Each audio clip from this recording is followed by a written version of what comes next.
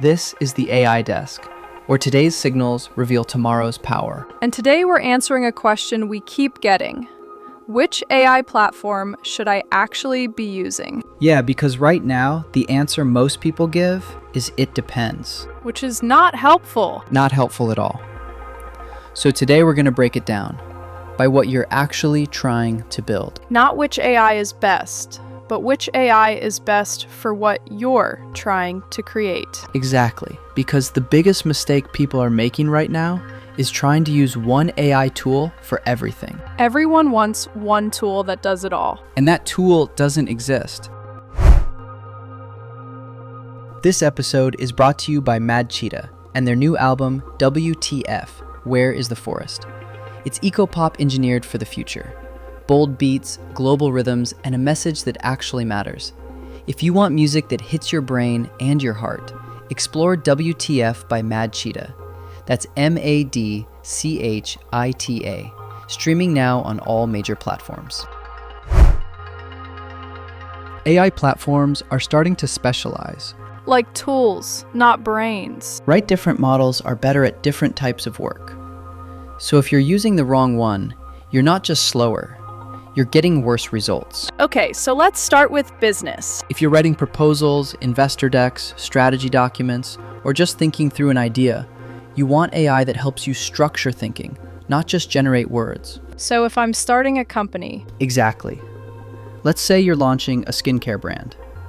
You can use AI to figure out who your customer is, what problem you're solving, how you price your product, how you position yourself in the market. So it's not just writing the pitch deck. It's helping you think like a founder.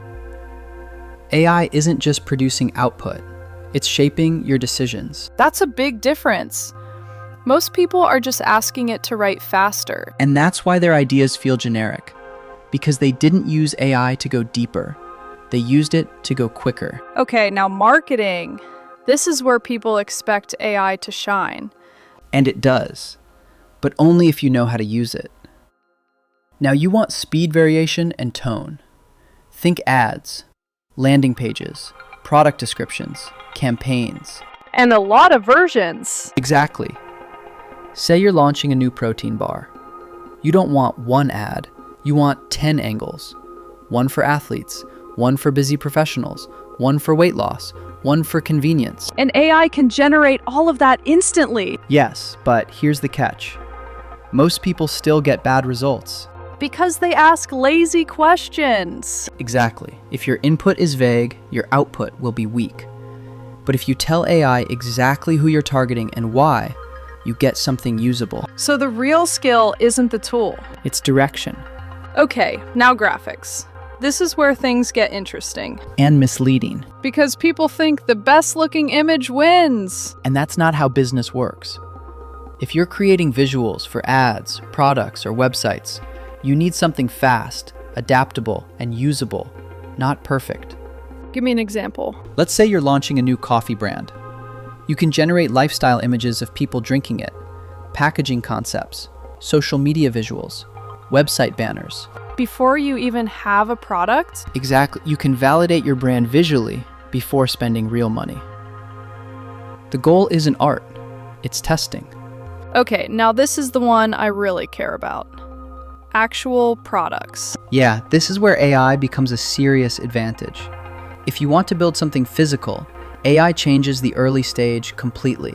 Give me real examples. Okay, let's say you want to create a new desk lamp. You can generate dozens of designs. Different shapes, materials, finishes, modern, minimal, industrial.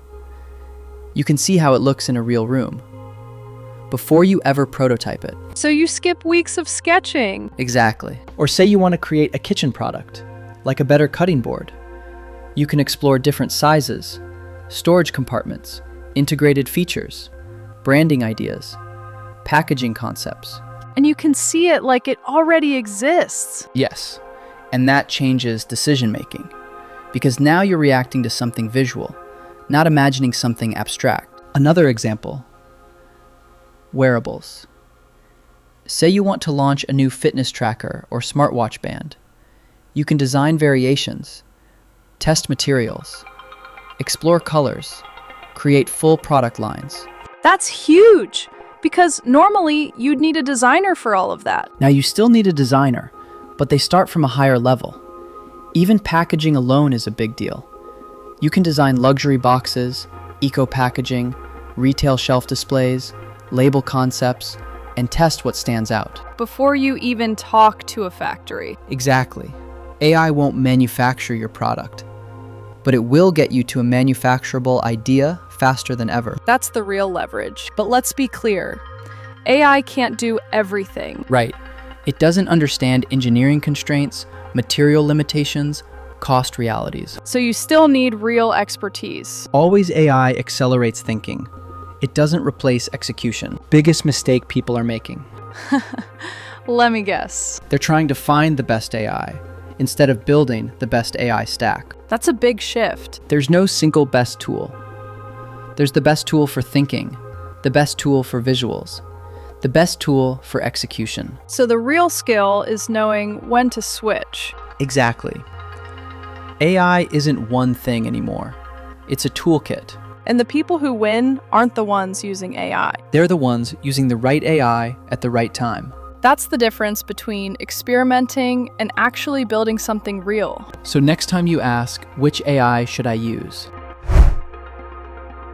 Ask a better question. What am I trying to create? That's it for today. If this helped you think more clearly about AI tools, share it with someone building something. And if you're working on a product, we want to hear about it. This was the AI Desk, where today's signals reveal tomorrow's power. Stay aware, stay sharp, stay curious.